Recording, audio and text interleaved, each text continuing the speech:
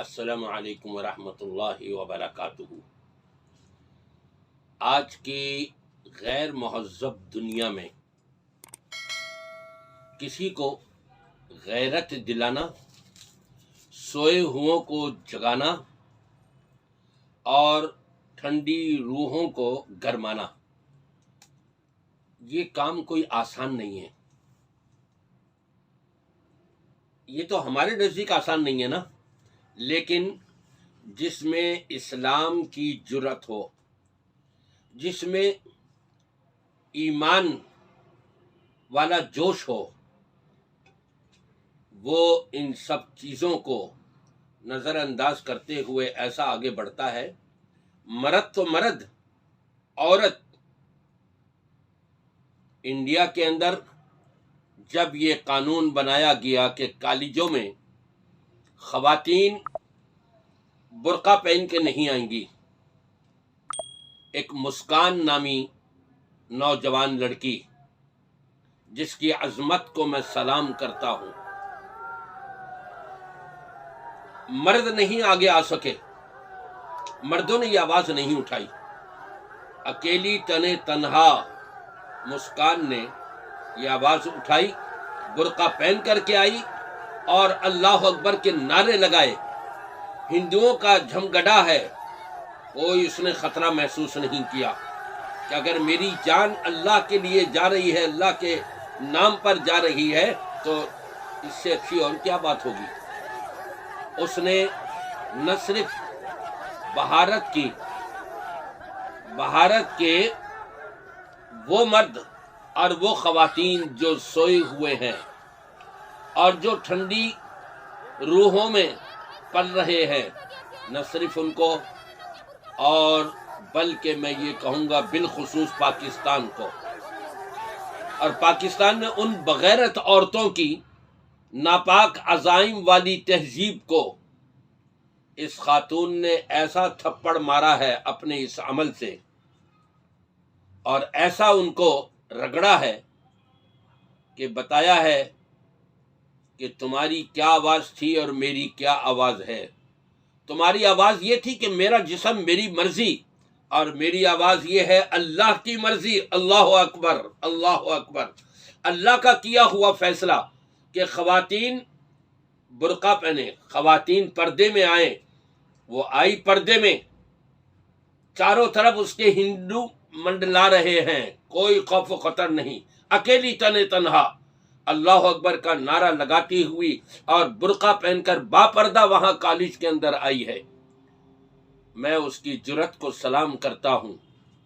اور تمام وہ مسلمان بہنیں جو کلمہ تو پڑھتی ہیں لیکن پردہ نہیں کرتی،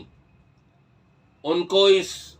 مسکان نوجوان لڑکی نے للکارا ہے، ان کو ایک طرح کی دعوت دی ہے اس نے ان سب کو۔ اس نوجوان لڑکی نے ہمت کے تقاضے پورے کرتے ہوئے اسلامی پرچم کو لہرانے کے لیے سب کو کھڑا کر دیا، اور پوری انڈیا کے اندر اب آواز اٹھ گئی۔ عورتیں تو عورتیں، اب مرد بھی آ گئے۔ شکر ہے الحمدللہ کہ یہ سب اپنی بغیرتی کو چھوڑ کر غیرت مندی کا مظاہرہ کرنے کے لیے اس کا ساتھ دیتے ہوئے، اس کی پکار پر لبیک کہتے ہوئے، اور اسلام کے پرچم کو بلند و بالا رکھنے کے لیے انہوں نے بھی اپنی آوازیں اٹھائیں۔ میں پاکستان میں بھی کہوں گا ان خواتین کو جو بغیرتی کے کلچر چلا رہی ہیں، جو باہر سے این جی او سے پیسے لے کر کے اور یہاں بے حیائی پھیلا رہی ہیں، کہ کچھ شرم و حیا کرو، یہ بغیرتی چھوڑ دو ورنہ اللہ کا عذاب ایسا آئے گا۔ کیا آپ کو معلوم ہے کہ انڈیا کے ایک پل کے اوپر 2-3 خواتین بظاہر برقع پہن کے آئیں اور سب کے سامنے اتارا، اور اتار کے اس کو آگ لگائی؟ رب تبارک و تعالی نے اس آگ کو اسی خاتون کے اس کو جھلسا بلسا کر کے وہیں ختم کر دیا۔ رب نے وہیں ہاتھ کے ہاتھ سزا دے دی کہ تم اسلامی شاعر کا اس طرح سے مذاق اڑا رہے ہو۔ مذاق اڑانے والی خواتین کو وہیں پر ان کو سزا دے دی۔ میں بالخصوص پاکستان کی ان نوجوان نسل کو کہوں گا جو پیسے لے کر بے حیائی کا پرچم لہراتے ہوئے میرا جسم و میری مرضی کے نعرے لگاتی ہیں، کچھ غیرت کریں، ورنہ اللہ کا عذاب آ گیا تو تمہارے گھر کا ایک فرد بھی نہیں بچے گا اور سب کے سب تہس نہس کر دیے جائیں گے۔ اللہ سے توبہ کریں، استغفار کریں، معافی مانگیں اور اسلامی شعائر کا کبھی بھی مذاق نہ اڑائیں، ورنہ رب تبارک و تعالی ڈھیل تو دیتا ہے لیکن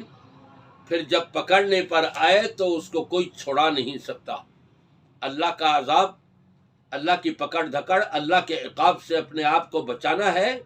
تو اپنے اندر ایمانی جذبہ پیدا کریں۔ اسلام کی گود میں بیٹھی ہوئی عورتیں جو اسلام کا نام لیتی ہیں اور اسلام کے خلاف سازشیں کر رہی ہیں، یہیں بالخصوص پاکستان کے اندر ان کو ڈر جانا چاہیے، ورنہ اللہ کی پکڑ و گرفت ایسی آ سکتی ہے کہ ان کا پورا گھر تباہ و برباد ہو کر کے رہ جائے گا اور دنیا کے لیے عبرت بن جائے گا۔ بالکل اسی طرح سے جیسا کہ انڈیا کے اندر بھارت میں پل کے اوپر یہ برقعے جلانے والیوں کو اللہ نے عبرت کا نشان بنا دیا تھا۔ میں پھر اس نوجوان لڑکی مسکان کو